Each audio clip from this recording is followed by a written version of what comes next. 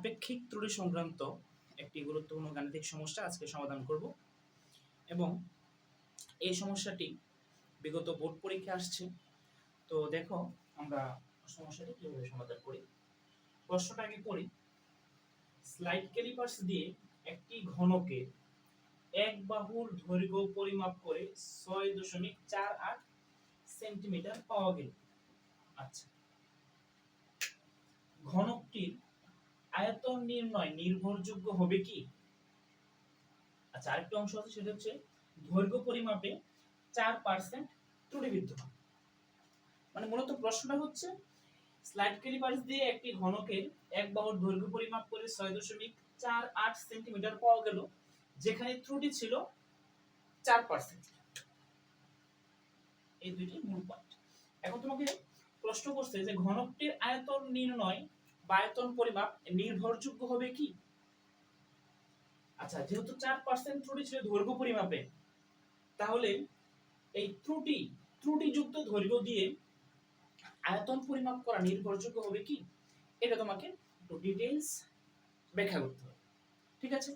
আচ্ছা, তাহলে এখন ঘনক জিনিসটা কি? ঘনক হচ্ছে এটা এক ধরনের ঘনবস্তু। ঘনবস্তু কি? যার দৈর্ঘ্য, প্রস্থ, উচ্চতা তিনটাই আছে, তাকে ঘনবস্তু বলে। তাহলে ঘনক সেও এক ধরনের ঘনবস্তু। কোন ধরনের? যে ঘনবস্তুর দৈর্ঘ্য, প্রস্থ, উচ্চতা তিনটাই সমান, ওটাকে ঘনক বলে। যেমন তোমরা যে রুবিক্স কিউব মিলাও এভাবে ঘুরাইয়া, ওইটা এক ধরনের ঘনক, কারণ তার দৈর্ঘ্য, প্রস্থ, উচ্চতা তিনটাই সমান। আচ্ছা, তাহলে ঘনক বুঝলাম, যার দৈর্ঘ্য, প্রস্থ, উচ্চতা তিনটাই সমান, সে হচ্ছে ঘনক। তাহলে আচ্ছা, তাহলে ঘনকের যেহেতু দৈর্ঘ্য, প্রস্থ, উচ্চতা তিনটাই সমান, তাহলে ঘনকের এক বাহুর দৈর্ঘ্য মানে হচ্ছে দৈর্ঘ্য যা, প্রস্থতা, উচ্চতাও তাই। তাহলে আমরা ধরি ঘনকের এক বাহুর দৈর্ঘ্য a। আচ্ছা, এখানে সলিউশন লিখে শুরু করি।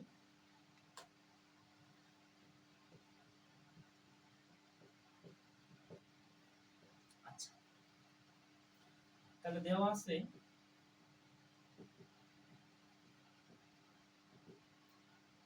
ঘনকের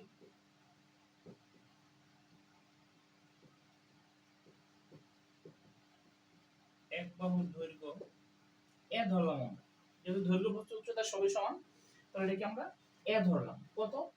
6.48 সেন্টিমিটার। আচ্ছা, যেহেতু আমরা সবকিছু ইংলিশ লিখছি, এটা কেন বাংলায় লিখলাম? এটাকে 4 লিখে দেই। হ্যাঁ, তাহলে ঘনকের এক বাহুর দৈর্ঘ্য a সমান 4.68 সেন্টিমিটার। তাহলে তার বাহুর দৈর্ঘ্য যদি 4.68 হয়, তাহলে ক্ষেত্রফল কি হবে? ক্ষেত্রফল মানে হচ্ছে দৈর্ঘ্য গুণ প্রস্থ গুণ উচ্চতা। তাহলে তার দৈর্ঘ্য a, ক্ষেত্রফল মানে হচ্ছে দৈর্ঘ্য, আয়তন। আয়তন আয়তন মানে হচ্ছে দৈর্ঘ্য গুণ প্রস্থ গুণ উচ্চতা। এখন তার দৈর্ঘ্যটাও a, প্রস্থটাও a, উচ্চতাও a, তাহলে তিনটা a গুণ করলে কি হবে? a কিউব হবে। হ্যাঁ, আচ্ছা, তার মানে যদি তার ঘনকের এক বাহুর দৈর্ঘ্য a হয়, তাহলে তার আয়তনটা হবে a কিউব। আচ্ছা, আয়তনটা আমরা বের করে দিই।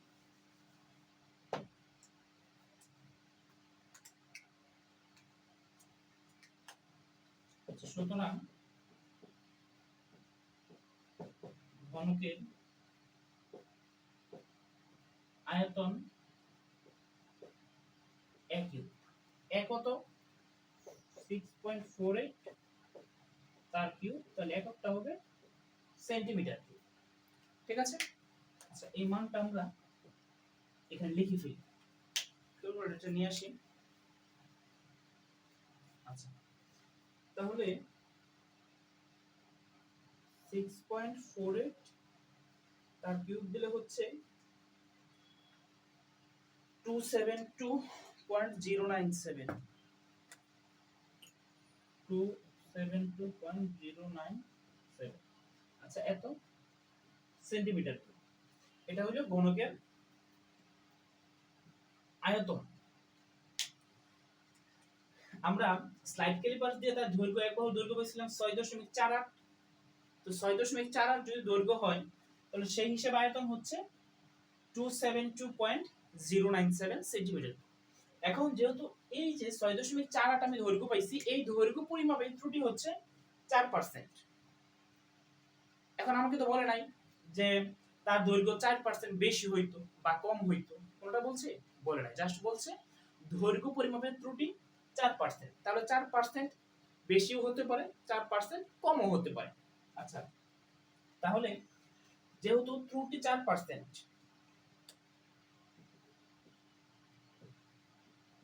যেহেতু ত্রুটি 4%, সরি এটা ইংলিশে লিখি, তাহলে একটা সর্বোচ্চ দৈর্ঘ্য হইতো সেটা 4% বেশি হইতো, 6.48 থেকে তার 4% বেশি হইতো, তাহলে সেটাকে আমরা সর্বোচ্চ দৈর্ঘ্য বলবো। সুতরাং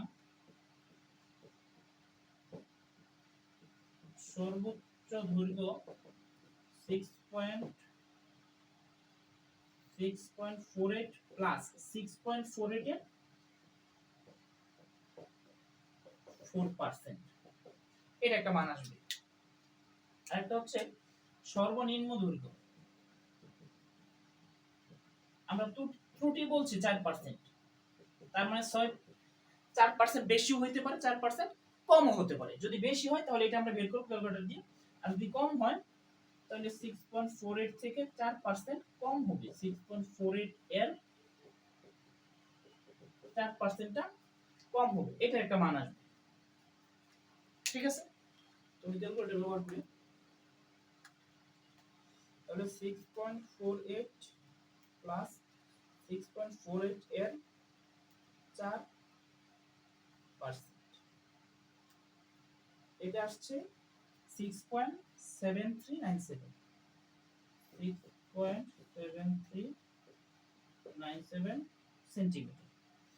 আর যদি বিয়োগ দিয়ে দেই 4%,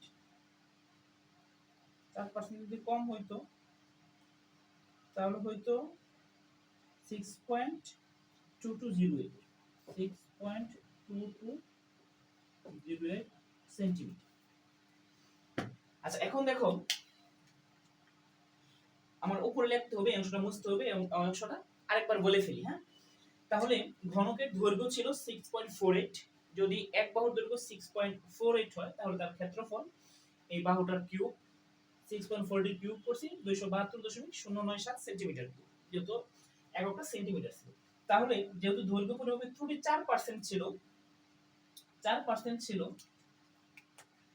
4% হইলে তাহলে দৈর্ঘ্যটা হয়তো 6.4 থেকে তার 4% বেশি হইতো, না হলে 4% কম হইতো। যদি 4% বেশি হইতো ওটাকে আমরা সর্বোচ্চ দৈর্ঘ্য বলছি।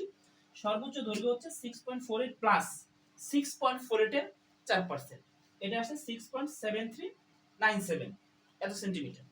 আর যদি 4% কম হইতো তাহলে ওটাকে আমরা বলছি সর্বনিম্ন দৈর্ঘ্য, তাহলে 6.48 থেকে তার 4% কম হইতো, 6.48 বিয়োগ 6.48 এর 4%, সেটা হচ্ছে 6.2208 সেন্টিমিটার। এখন এই সর্বোচ্চ দৈর্ঘ্য দিয়ে একটা আয়তন বের করব, এটা হবে সর্বোচ্চ আয়তন। সর্বনিম্ন দৈর্ঘ্য দিয়ে আরেকটা আয়তন বের করব, এটা হবে সর্বনিম্ন আয়তন। তারপরে আমরা চূড়ান্ত ত্রুটি বের করব। ঠিক আছে, তাহলে আয়তন কিভাবে বের করব? যেহেতু একটা ঘনক, তাহলে তার যে বাহুর মান সেটাকে কিউব করে দিলেই আয়তন চলে আসবে। তাহলে এই অংশটা আমি একটু মুছে ফেলি। আচ্ছা আচ্ছা, এই যেহেতু মুছে ফেলবো তাহলে একরের যে মানটা এটা আমি কোথাও লিখে রাখি, কোথায় লিখবো? 272.097 সেন্টিমিটার, এটা হচ্ছে আমাদের পরিমাপকৃত মান। আচ্ছা, এটা লিখে রাখলাম।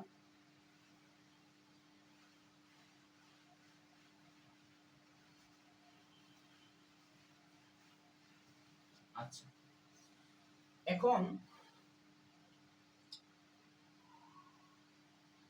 তাহলে একটা সর্বোচ্চ আয়তন হবে, তাহলে সর্বোচ্চ আয়তন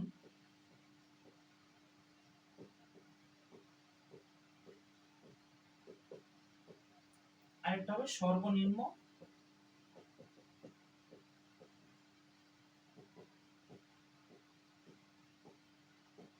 তাহলে সর্বোচ্চ যে দৈর্ঘ্যটা আমরা পাইছি ওইটাকে যদি কিউব করি তাহলে সর্বোচ্চ আয়তন চলে আসবে।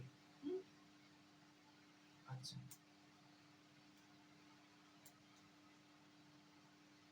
যেহেতু মুছে ফেলছিলাম এটা আরেকটু আমাকে বের করে নিতে হবে। আচ্ছা, তাহলে 6.7392 6.7392 তার কিউব এত সেন্টিমিটার কিউব। আচ্ছা এটাকে ভিতরে দিয়ে দিই, এত সেন্টিমিটার তার কিউব। তো এটা একটা মান আসবে। আচ্ছা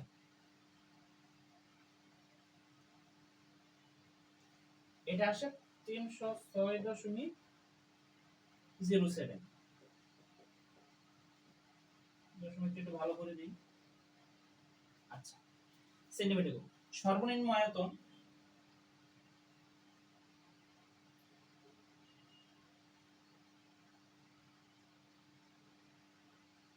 আচ্ছা মাইনাস 6.48 এর 4%। এটা আসছিল 6.2208 6.2208 সেন্টিমিটার তার কিউব।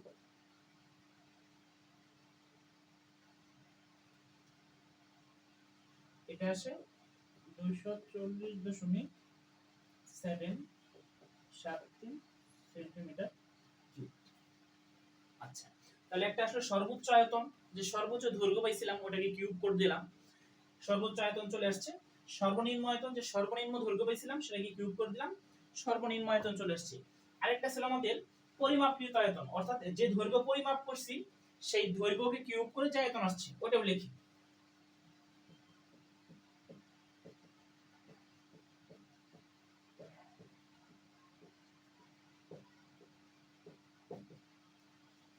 কত আসছে? 272.097 সেন্টিমিটার। তাহলে দেখো আমাদের যে পরিমাপকৃত আয়তন আসছে সেটা হচ্ছে 272.097, আর সর্বনিম্ন যেটা সেটা সর্বনিম্নটা হচ্ছে 240.73। তাহলে এই দুটোর মাঝখানে একটা পার্থক্য আছে অবশ্যই।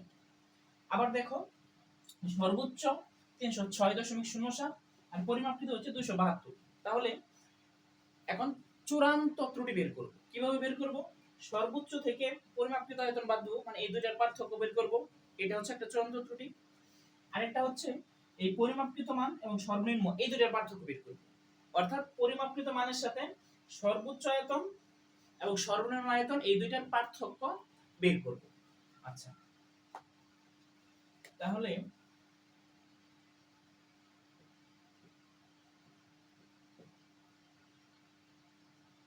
একেবারে রোগা হয়ে গেছে। এখন চূড়ান্ত ত্রুটি সমান একবার কি হবে, সর্বোচ্চ আয়তনের সাথে পরিমাপকৃত আয়তনের পার্থক্য, তাহলে 306.07 বিয়োগ 272.097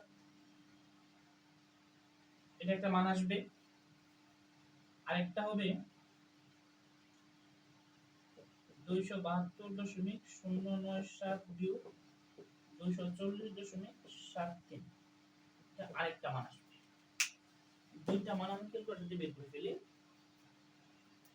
306.07 বিয়োগ 272.097,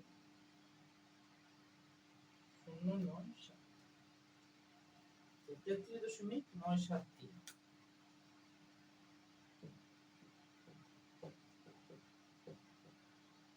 এককটা কি? এককটা ছিল সেন্টিমিটার কিউব, এটার একক সেন্টিমিটার কিউব। আচ্ছা 272.097 বিয়োগ 240.73, এটা আসলে তো 31.367 সেন্টিমিটার। এখন চূড়ান্ত ত্রুটির মান তো দুইটা আসলো, চূড়ান্ত ত্রুটির মান কিন্তু দুইটা আসছে, একটা হচ্ছে 33.973 আর একটা হচ্ছে 31.367। তোমরা যারা এই আপেক্ষিক ত্রুটি রিলেটেড অঙ্ক আরো আগে করছো তারা জানো যে আমাদের চূড়ান্ত ত্রুটিটা সবসময় বড়টা নিতে হয়, চূড়ান্ত ত্রুটি আমরা সবসময় বড় মানটা নিব, ঠিক আছে? তাহলে চূড়ান্ত ত্রুটি হিসেবে আমরা রাখবো 33.973। আমরা কিন্তু একেবারে অঙ্কের শেষ পর্যায়ে চলে আসছি। তাহলে চূড়ান্ত ত্রুটি হচ্ছে 33.973। তাহলে এটা একটা এখানে লিখে রাখি 33.973 সেন্টিমিটার। হ্যাঁ, আচ্ছা, তাহলে এই অংশটা একটু মুছে দিই।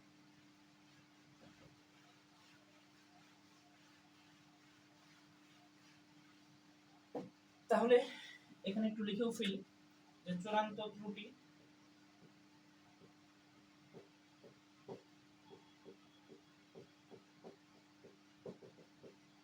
বড়টি নেই,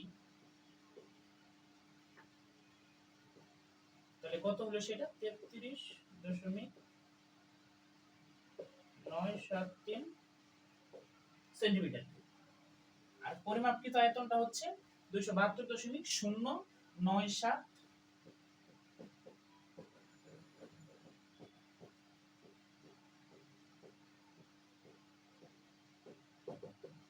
272.097 সেন্টিমিটার কিউব। এখন আমরা একেবারে শেষ অংশে আছি, সেটা হচ্ছে যে আপেক্ষিক ত্রুটি বের করবে। তো আমরা জানি, একটু নিচে দেখি, যে আপেক্ষিক ত্রুটি সমান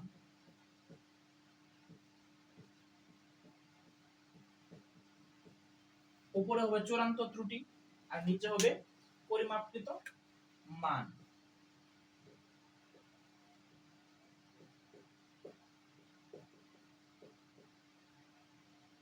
নিচে হবে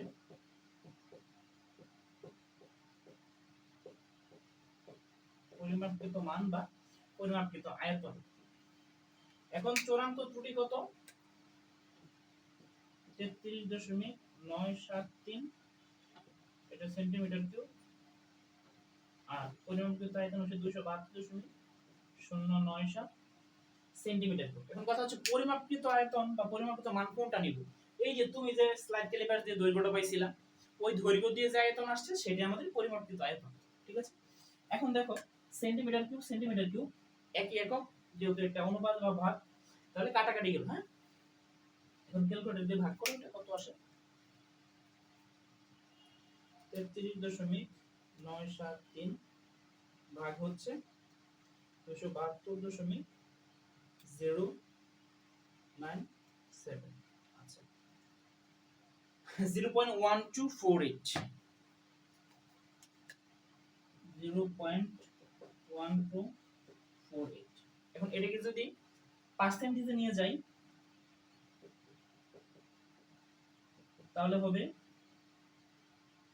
দশমিকটা 2 ডানে চলে আসবে, 12.48%। এখন দেখো, তাহলে আয়তন পরিমাপের আপেক্ষিক ত্রুটি কত আসলো? 12.48%। তাহলে তুমি একটা বস্তুর আয়তন পরিমাপ করে 12.48% ত্রুটি পাইছো। তো এটা কি 12.48 কি একেবারে ছোট মান না? যেহেতু 12.48% হইছে ত্রুটি, আয়তন পরিমাপে ত্রুটি হইছে 12.48%, তার মানে এই স্লাইড ক্যালিপার্স দিয়ে বা এই যে দৈর্ঘ্য পাইছো এই দৈর্ঘ্য দিয়ে আয়তন নির্ণয় করলে যথেষ্ট নির্ভরযোগ্য হবে। ঠিক আছে, এই লাইনটি লিখে দেব শেষে, যেহেতু আয়তন পরিমাপের আপেক্ষিক ত্রুটি 12.48%, সুতরাং আয়তন পরিমাপটি যথেষ্ট নির্ভরযোগ্য হবে। আচ্ছা, আমি লিখে দিই।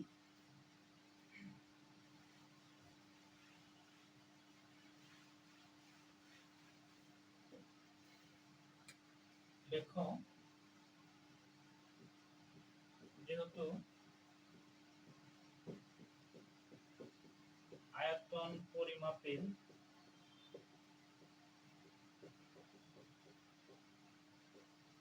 আপেক্ষিক ত্রুটি 12.48%, সুতরাং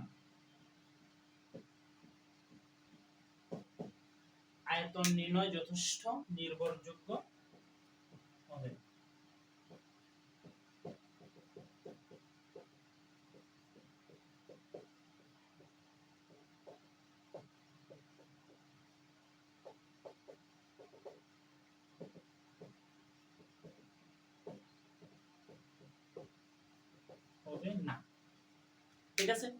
এটা হচ্ছে আমাদের আনসার। তাহলে আরেকটা বিষয় বলে দেই এর সাথে, যে কোন একটা বস্তুর দৈর্ঘ্য পরিমাপে ত্রুটি যা হয় ক্ষেত্রফলে তার ডাবল হয়, ক্ষেত্রফলে তার দ্বিগুণ হয়, এবং আয়তন পরিমাপে তার 3 গুণ হয় ত্রুটি। এটা এমসিকিউতে কাজে লাগবে। ঠিক আছে? যদি ক্ষেত্রফল দৈর্ঘ্য পরিমাপে ত্রুটি হয় 5%, তাহলে ক্ষেত্রফল হবে তার দ্বিগুণ 10%, আয়তন হবে 3 গুণ 15%। ঠিক আছে?